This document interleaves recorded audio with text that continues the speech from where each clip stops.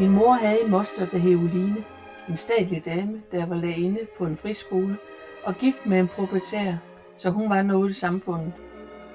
Hun plejer at fortælle mig, at min mors slægt stammede fra Frankrig, og selvom jeg vel nok synes, det lød en smule eksotisk, så var det ikke noget, der sagde mig så meget dengang. Jeg var vel omkring 12 år. Hun fortalte også, at vi havde forbindelse til de spanske lejesoldater, der brændte Koldinghus ned, og det fik mig måske til at tro, at det hele var en kulørt historie. Men det der med Frankrig har på en eller anden måde hængt ved, og til sidst besluttede jeg mig at prøve at finde ud af, hvad der var op og ned på den historie. Og der var så sandelig noget om det. Men for at få hul på det hele, måtte jeg på en rejse til det sydlige Europa.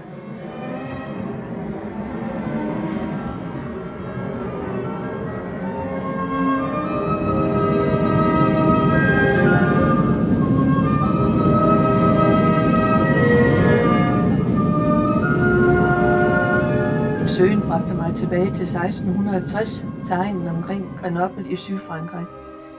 Til det område, der hed Dauphine, og til landsbyen Mens med et på 1000 indbyggere.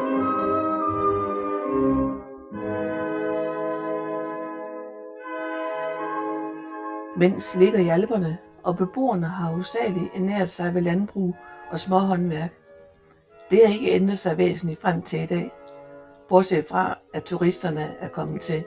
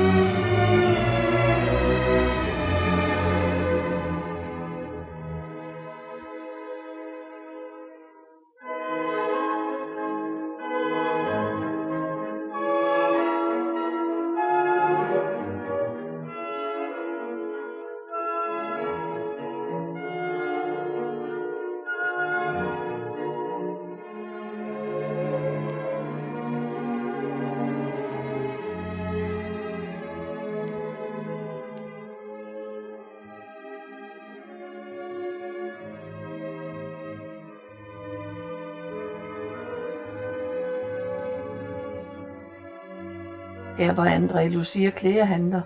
Udover det ved jeg ikke så meget om ham. Bortset fra, at han var hugenot.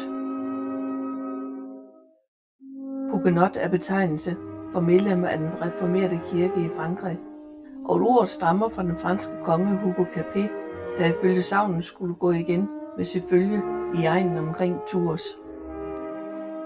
Og da de reformerede sneg sig afsted til deres hemmelige gudstjenester, blev de snart kendt som Hugos spøgelser eller Huguenots.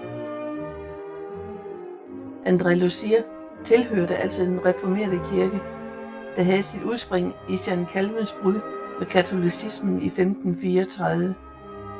Jean Calvin er født i 1509 og kommer oprindeligt fra det nordøstlige Frankrig. I 1523 rejste han til Paris for at studere teologi, men han fuldfører aldrig studiet. Mens jeg stadig var en ung knøs, havde min fader besluttet, at jeg skulle studere teologi. Men senere, da han erfarede, at det bragte stor velstand til de, der forfulgte en fremtid inden for jura, ændrede han pludselig standpunkt. Således skete det, at jeg ophørte med mine teologistudier og begyndte at studere jura i stedet. Men selvom jeg trofast lagde min flid i at opfylde min faders ønsker, tog mit liv en anden retning ved hjælp af Guds hemmelige vejledning. Det var, mens han studerede i Paris, at han begyndte at lægge afstand til den katolske kirke, og til sidst blev hans modstand mod pavestolen så åbenlyst, at han måtte flygte til Schweiz. Han grundlagde sin menighed i Genève i 1536 og vandt efterhånden mange tilhængere, ikke mindst i Frankrig. I 1562 regner man således med, at der var tæt på 1 million reformerte i Frankrig.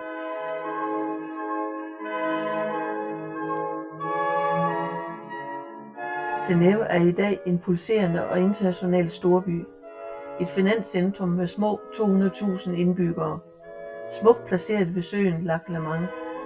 Og byen er ikke til at komme udenom, når man taler om de reformerte og Jean Calvin.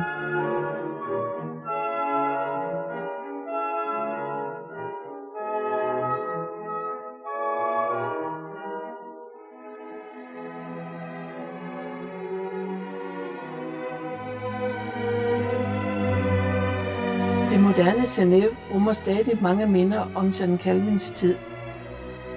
Reformationsvejen,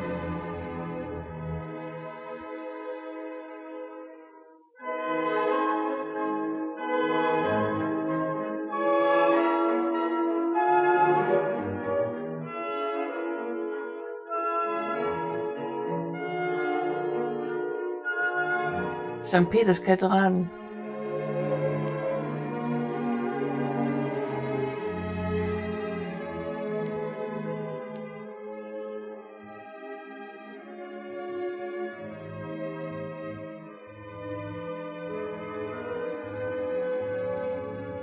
Calvin skole,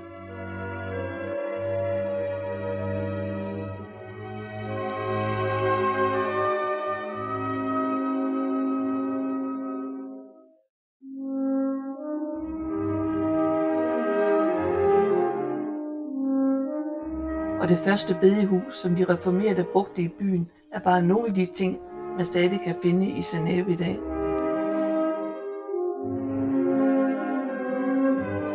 Kirken har som sagt sit udspring i Genève, og mange reformerede fra Frankrig søgte til byen, fordi den var et fristed for den forfølgelse, de var udsat for i deres hjemland.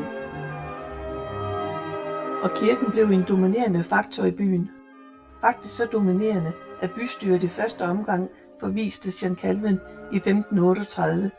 På det tidspunkt var Calvins strenge kirketog blevet for meget for byens borgere. Men 3 år senere bad de ham komme tilbage, og frem til sin død i 1564 var han de facto byens leder. Den strenge kirketugt havde han ikke lagt bag sig, mens han var væk. Og han var ikke lige populær i alle kredse. Det fortælles, at flere af byens borgere opkaldte deres hund efter ham som et udtryk for deres utilfredshed. Det var ellers sin sag at lægge sig ud med Sankt Calvin. Selvom han selv havde været opposition til den katolske kirke, var han ikke blevet blød og tilgivende af den grund. For eksempel lod han den spanske læge reformerede Michael Servetus brænde på bålet, fordi han havde dristet sig til at kritisere Calvins lære om treenigheden.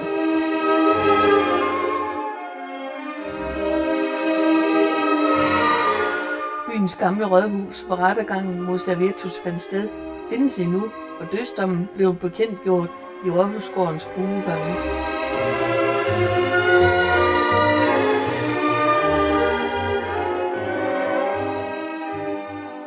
Calvinismen er også en puritansk religion. I reformerede kirker udsmykker man for eksempel ikke med billeder, som man gør til overflod i den katolske. I reformerede kirker er det kun tilladt at dekorere med skriftsteder.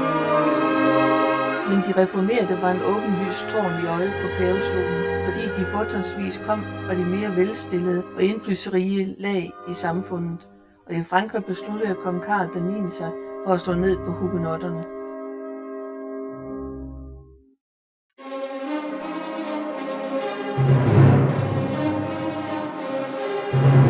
Massakren i Vassy i 1562, hvor mindst 30 blev dræbt og mere end 200 såret, betød begyndelsen på de franske religionskrige. Betegnelsen for i alt 8 slag og træfninger mellem reformerede og katolikker mellem 1562 og 1598.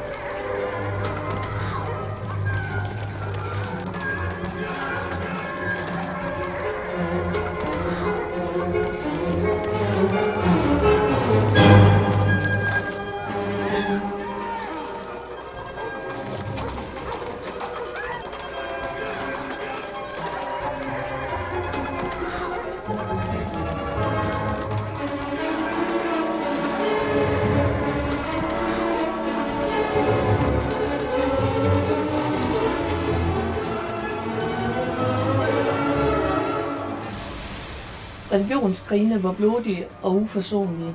Det var en regulær borgerkrig, og havde til modparten blev skærpet for hver slag.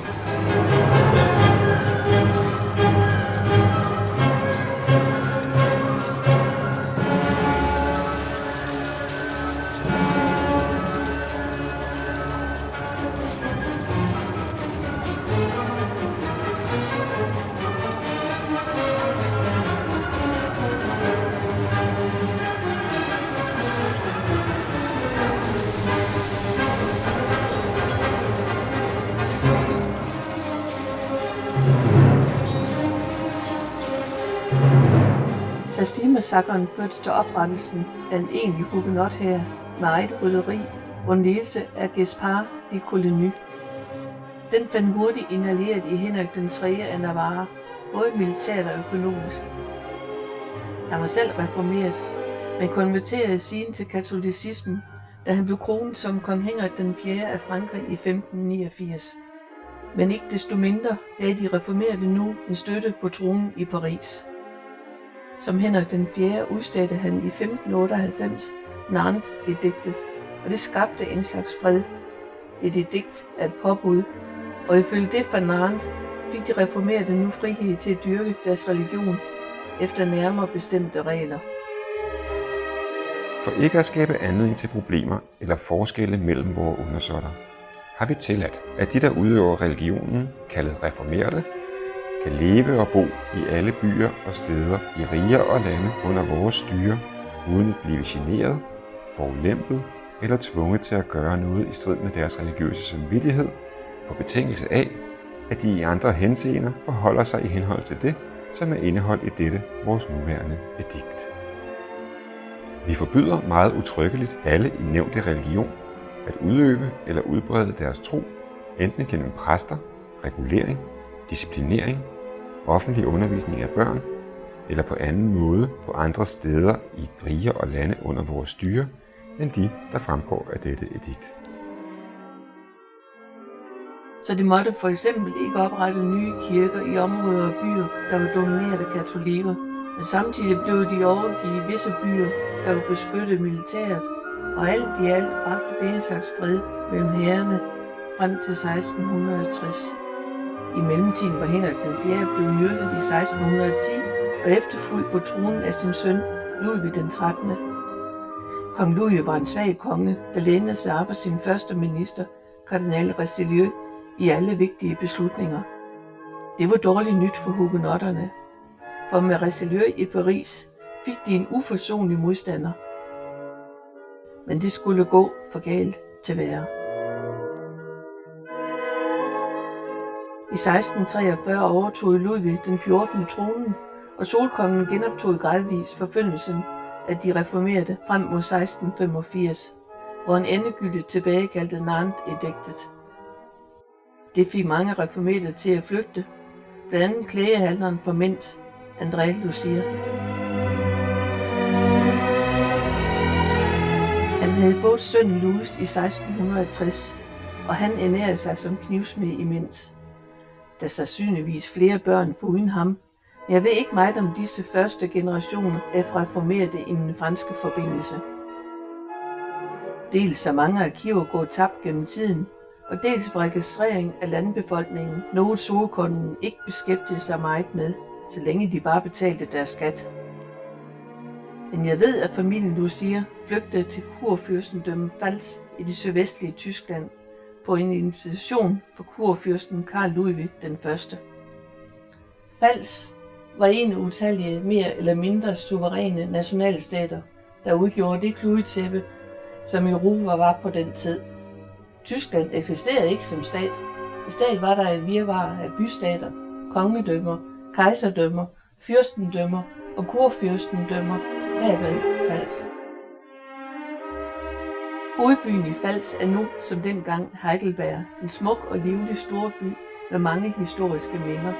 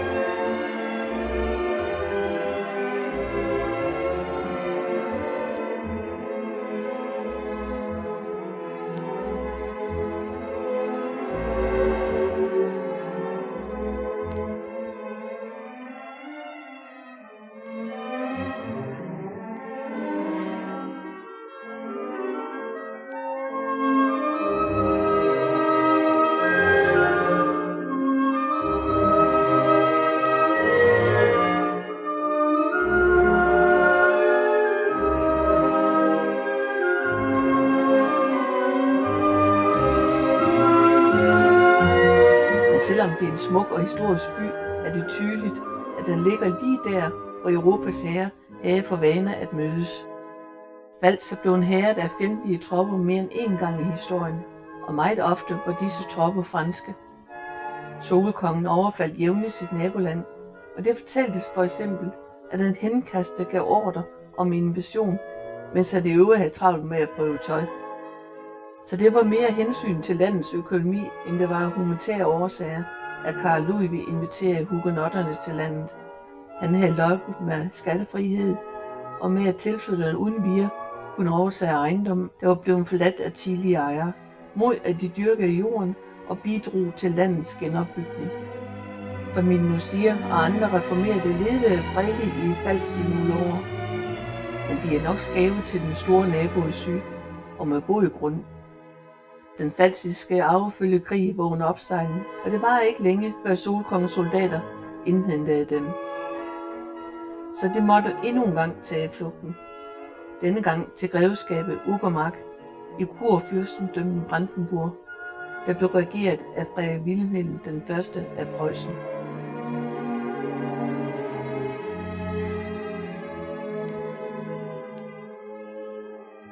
Brandenburg ligger i den nordøstlige del af det, vi kender som Tyskland i dag. Området er rigt på landbrugsjord, men på grund af Brandenburgs deltagelse i 30-årskrigen lå store dele af det hen uden at være dyrket, og mange huse, ja hele landsbyer, lå mennesketomme hen, fordi beboerne enten var blevet dræbt eller drevet på flugt af fjendtlige hære. Så der var rig mulighed for at sætte sit præg på tingene, og det gjorde hugenotterne, både i måden de byggede på og i måden de dyrkede landet på.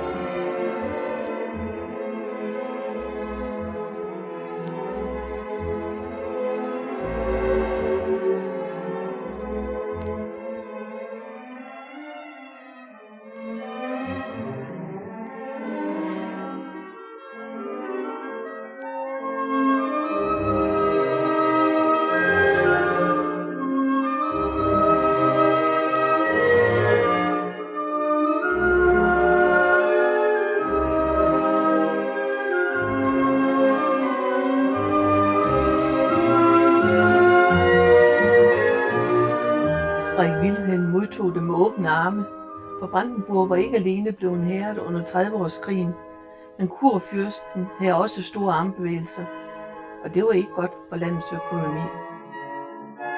De reformertes ry som dygtige håndværkere og avlsbrugere var løbet i forvejen, og det var noget, kurfyrsten kunne bruge i sit forsøg på at rette op på finanserne. Derfor udstedte han Potsdam-ediktet i 1685, der lovede religionsfrihed og mange andre privilegier til dem, der ville flyttes til Brandenburg. Faktisk var han så opsat på at få de reformerede til landet, at han også lovede at betale deres rejse. Vi, Frederik den første af Preussen, gør vitterligt.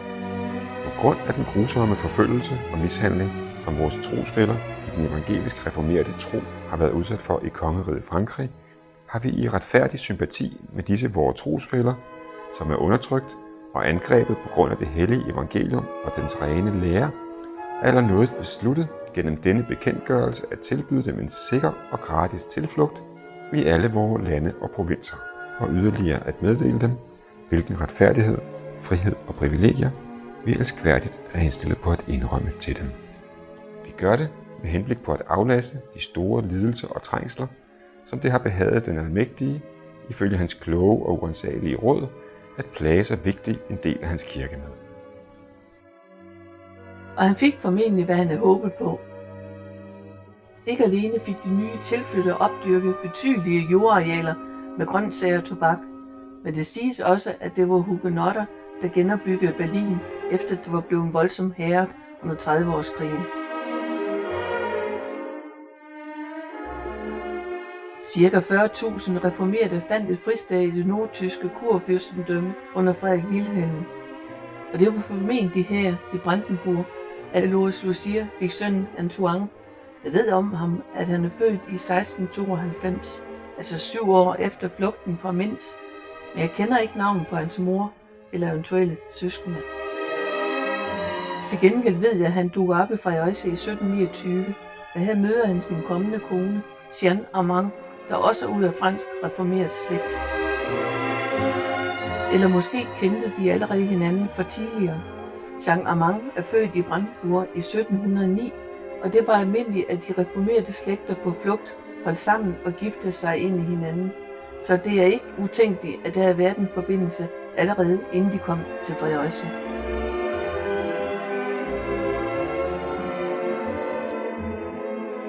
Armand-slægtens vej til Fredericia var lidt anderledes end Lucias, men har sikkert ikke været mindre dramatisk. De første spor, jeg har af dem, går tilbage til 1660 til provinsen Hainaut i den sydlige del af det nuværende Belgien. På den tid var Belgien en spansk provins under kong Philip den 4., og mange hugenotter, specielt fra det nordlige Frankrig, havde fundet et fristed i Hainaut omkring byen Mons, hvor de kunne dyrke deres religion i fred. Nutidens Mons rummer ikke mange mindre for den tid med de reformerede, men det er en charmerende by, og man kan godt fornemme, at det helt fra gammel tid har været et centrum i regionen.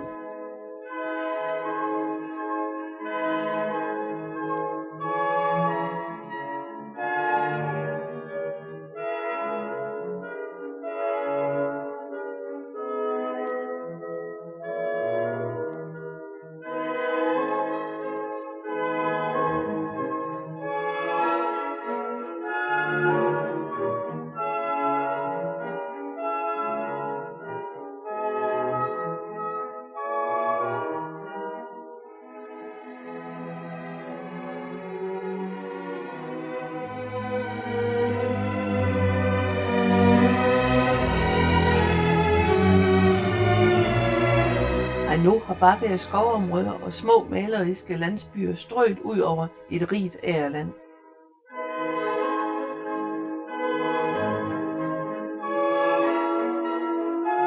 Men det var ikke desto mindre et usikkert sted at opholde sig, også for en reformeret. Spanien lå i krig med Frankrig, og de spanske Nederlande, som området hed dengang, var krigsskueplads gennem det meste af det 17. århundrede.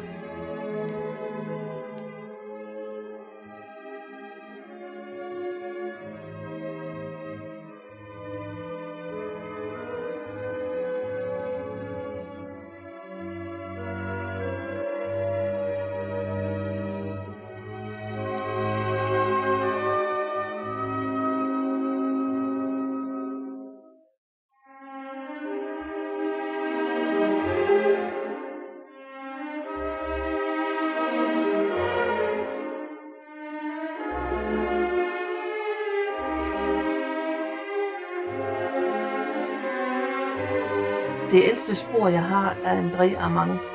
Han er født ca. 1660 i Hainaut, sandsynligvis af forældre, der er flygtet fra området omkring Calais eller Dunkirk. Her giftede han sig med Marie Andry. Sammen flygter de til Brandenburg, hvor de får 2 døtre. Og til sidst sønnen Jacques i 1685. Hjemme i Danmark har kong Frederik den 4. et problem. Hans farfar, Frederik den 3., har grundlagt en fæstningsby over i Jylland. Fredericia hedder den, men det går ikke så godt. Der er simpelthen ikke nogen, som vil bo der, og selvom han har prøvet at tvinge beboerne i områdets landsbyer til at bosætte sig i fæstningen, går det alligevel trægt. Så for at få sat skub i udviklingen, udvider han de privilegier, byen i forvejen har til også at omfatte religionsfrihed. Religionens fri øvelse tillades enhver, som er af kristen tro, om det en skønt ej er så lige den augsburgske konfession. Deslige må en synagoge bevilges for jøder, som sig der vil nedsætte. For Frederik har en plan. Ligesom kurfyrst Frederik Wilhelm har han hørt om de reformerede, og i 1719 sender han en hemmelig deposition til Brandenburg med en invitation. Hemmelig, fordi han ikke ønsker at lægge sig ud med den magtfulde Frederik Wilhelm. Budskabet til reformerede er, hvis de vil bosætte sig på Fredericia, er Frederik villig til at toppe tilbuddet om religionsfrihed og andre privilegier op med betalt præsteløn i 10 år, fritagelse for skat og 12 i 20 år, gratis jord plus en håndfuld andre fordele. Nogle 100 tog imod invitationen og bosatte sig i byen. Blandt andre Jacques Armand, hans kone Barbé og deres 4 børn.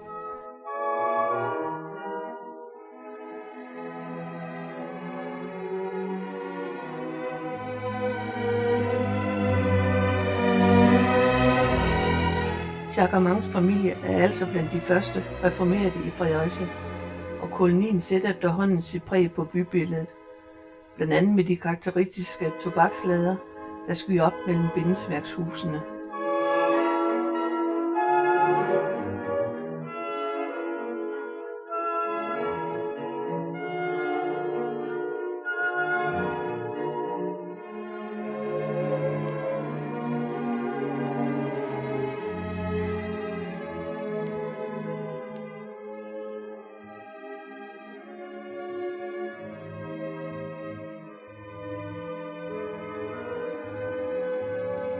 Antoine Lucier dukker først op i byen 10 år senere, hvor han gifter sig med Jeanne Armand i 1729.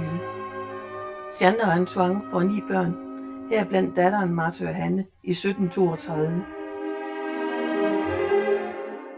Det er som sagt sandsynligt, at Jeanne og Antoine eller deres familie har kendt hinanden fra Brandenburg.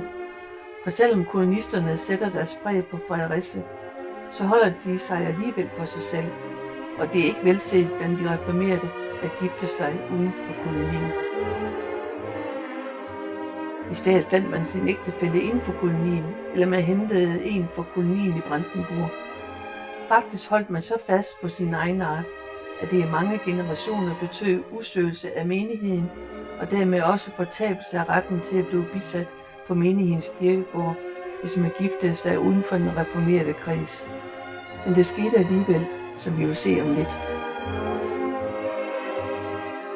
I 1743 får Antoine det ærefulde erhverv som skoleholder for menigheden, men at være skoleholder kaster ikke tilstrækkeligt af sig til at man kan opretholde en familie, så Antoine må også ernære sig som tobaksplantør, samtidig med at han driver krogstue i sit hus i Dronningens-Gade.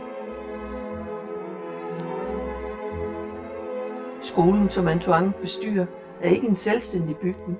Sådan en får kolonisterne først 100 år senere, i 1821. Og indtil da foregår undervisningen i præstegården, der også fungerer som kirkesal. Men det går forholdsvis hurtigt i gang med at opføre en kirke på den jordløg i Danmarksgade, som magistraten har anvist som kirke og gravplads. Denne hellige bygning, en udødelig velgærning af deres majestæter Christian den 6. og Sophie Magdalene til Danmark og Norge, befales den udødelige Gud af den fransk reformerte kirkes menighed i året 1735.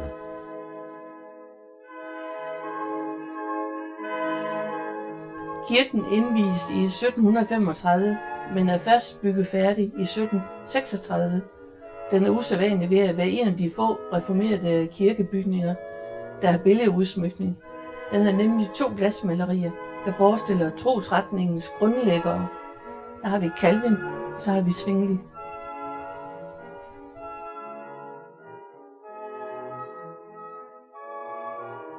Kirkens præster, der jo aflønnes af kongen, henter menigheden enten i Frankrig eller i Tyskland, og på den måde er de med til at fastholde koloniens egen art gennem årtier.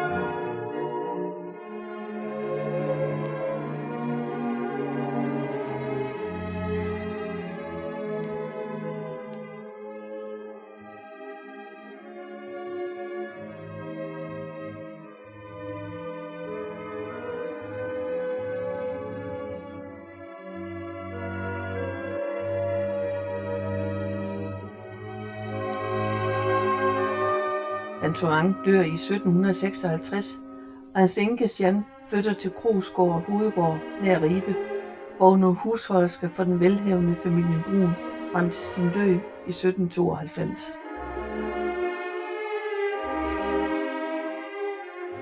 Den ældste af Jeanne og Antoines døtre, Martha, giftede sig den 14. maj 1761 med Carl Ludwig Købke. Carl Ludwig var husmand og smed, men han tilhørte ikke den reformerede koloni.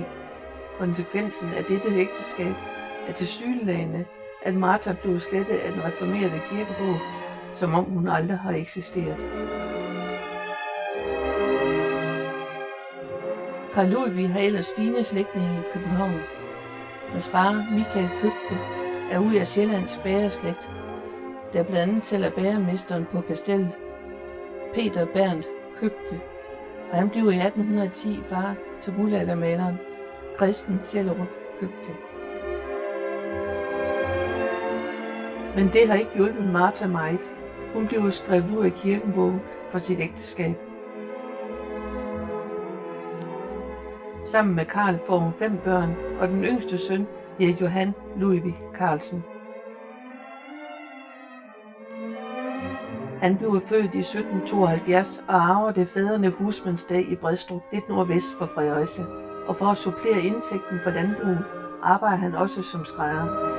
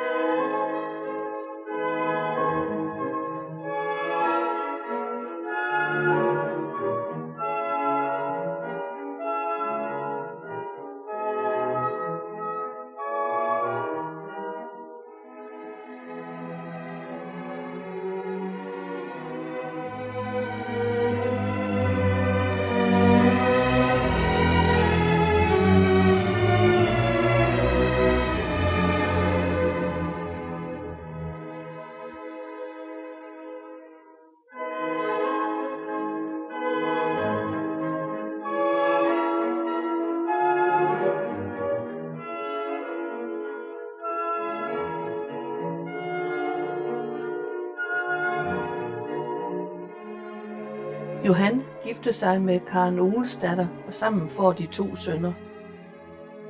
Den yngste søn Ole blev født i 1816, og husmandsstedet i Brædstrup går i arv til ham også. Han kom til at opleve både Treårskrigen og krigen i 1864, og det har næppe været morsomt at være husmand i Fredericies nærmeste omegn på den tid.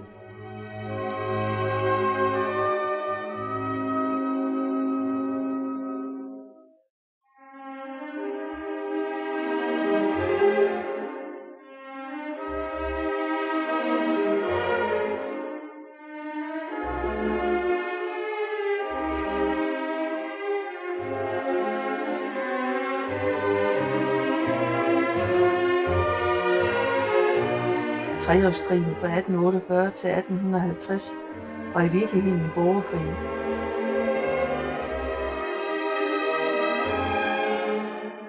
De tyske hertugdømmer Lauenborg, Slesvig, Holsten var i personalunion med Danmark. Det vil sige, de var underlagt den danske konge og blev administreret på København. Men tyske nationalister i de 3 hertugdømmer ønskede det anderledes, og i 1848 gjorde de oprør mod den danske trone. De dannede en provisorisk regering i Kiel og besatte Rendsborg, der var en af Danmarks vigtigste bastioner i området. Herfra begav oprørshæren sig mod nord, men led nederlag ved Borg. Det fik Preussen og det tyske forbund til at komme oprørerne til hjælp, og med betragtelig hær genoptog Slesvig-Holstenerne deres offensiv. Kampene bølgede frem og tilbage, og i sommeren 1849 stod oprørshæren uden for Fredericia. De belejrede byen, og bønderne i området fik det at mærke.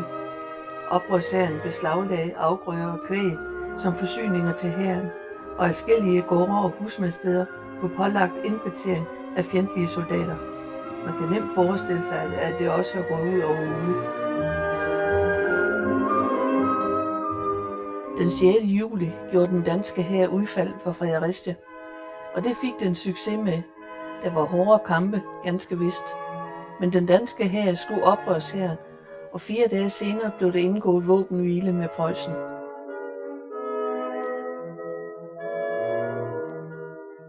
Det bragte fred til området i nogle år, men sejren ved Fredericia havde ikke givet nogen varig løsning på problemet med de tyske hertugdømmer. Holstein og Lauenborg var begge medlemmer af det tyske forbund, samtidig med at de indgik i en helstatsforfatning med Danmark, og det var uholdbart. Så den 31. januar 1864 brød krigen ud igen.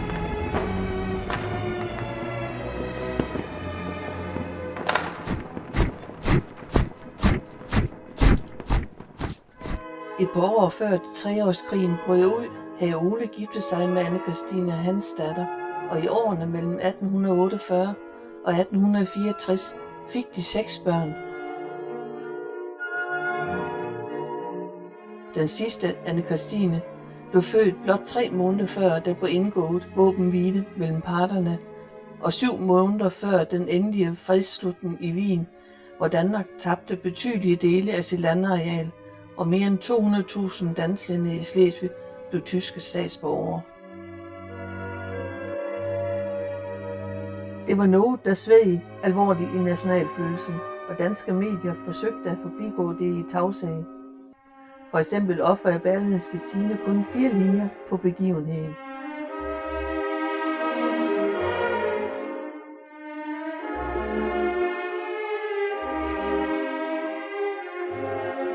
Den danske officer VFC Riste rammer sikkert den nationale stemning ret præcis, når han siger: Der er skrevet og diskuteret meget om den ulykkelige begivenhed, der allerhelst burde glemmes, hvis det var muligt at glemme den. Men for mig er det en umulighed. Hver time på dagen tænker jeg på Slesvig, på det enorme tab, vort land har haft, og den skandaløse måde, hvorpå vi har mistet snart halvdelen af vor jord. Til med als mistede vi jo såvel Slesvig som Holsten og Lauenborg. Hvem bærer skylden? Alle bærer skylden. Jeg forestiller mig, at der på trods af fødslen af Anne Christine har været meget lidt at glæde sig over i husmandsstedet i Bristrup. For jeg ristede på ganske vist rømmet den 25. april, så kampene om byen blev ikke så heftige, som de havde været i 1849. Men området blev besat af en fjendtlig hær med alt, hvad det indebærer af beslaglæggelse og indkvartering, og Ole og Anne Christine har næppe gået fri. Ole og Anne Christines ældste datter hed Karen og blev født i 1851. Hun giftede sig 27 år senere med Peder Andersen, der er gårdejer i Taulov, og sammen får de 5 børn. Her er blandt min mormor og moster Oline, der satte mig i gang med hele denne historie. Men Peder og Karen er lidt af et mysterium. De flytter til synelægen til Hårde ved Vejle, men i 1894 blev sporet koldt med min mormor Anne Christines konfirmation i Hårde Kirke.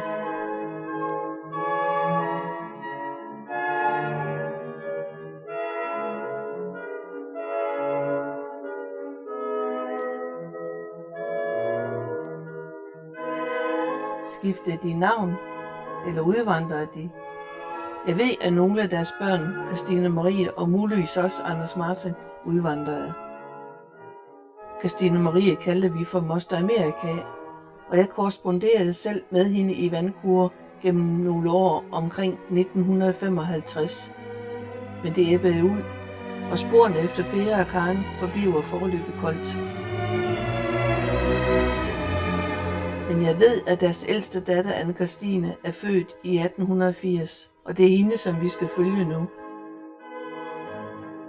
Hun gifter sig nemlig med den 21 år ældre Laurits Pedersen Krag, der ejer gården Humlebæk Gård ved Nørre Vilstrup vest for Vejle.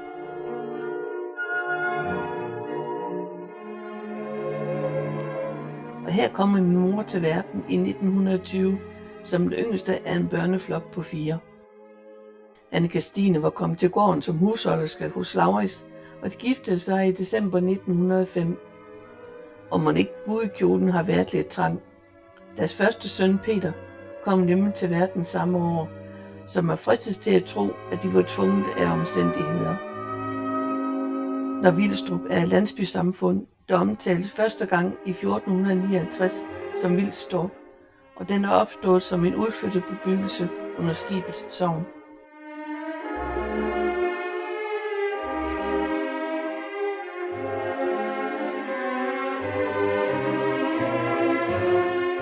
Min mors fødehjem, Humlebækgård, har været i familiens eje siden 1877, og sandsynligvis længere. Det var ikke nogen stor gård, cirka 30 tønder land, og nogle få kreaturer, men det var nok til at brødføde min mormor, morfar, min mor og hendes 3 ældste brødre.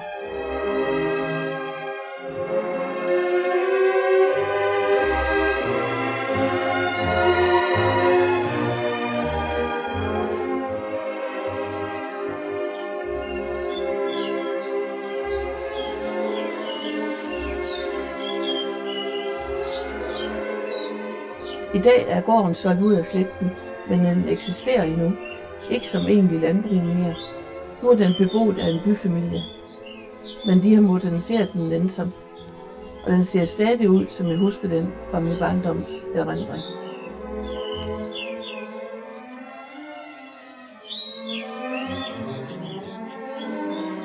Min mor giftede sig i 1944 med Søren Peter Hansen.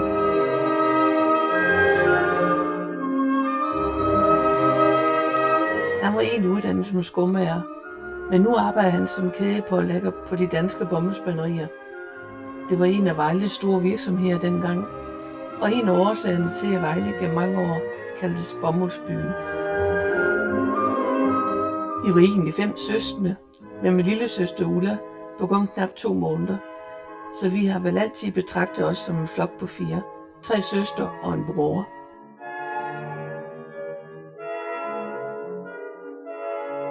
Mit eget barndomshjem var en byejendom i Ågade i Vejle. Et 2-etages hus, som min far havde købt af sine forældre, og som de øvrige delte gennem en årrække. Vores familie på første sal til højre, farmor og farfar i stuen til højre. Det var meget praktisk på nogle måder, men meget upraktisk på andre. Farfar var noget af stivnakke, så indimellem stod temperamenterne gnister mellem ham og far. Men det var et trygt og godt hjem, som min søster og jeg voksede op i. Og selvom pladsen i lejligheden var trang, så var der altid plads til fest og gæsterum.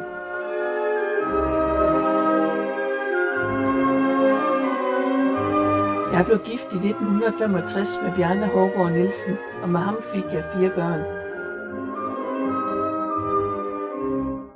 Det gik indtil 1989, hvor vi blev skilt. Børnene og jeg boede i Vejle indtil 1992, hvor vi flyttede til Greve sammen med min nye mand Arne, og som jeg blev gift med, da han endelig lod sig overtale i 1997. Og sådan ender historien altså foreløbig. Der er ganske vist et slægtsled mere, nemlig mine dejlige børnebørn. Emil, Mathilde, Oliver, Victoria, Sofia og Lærke, men de må skrive deres egen historie.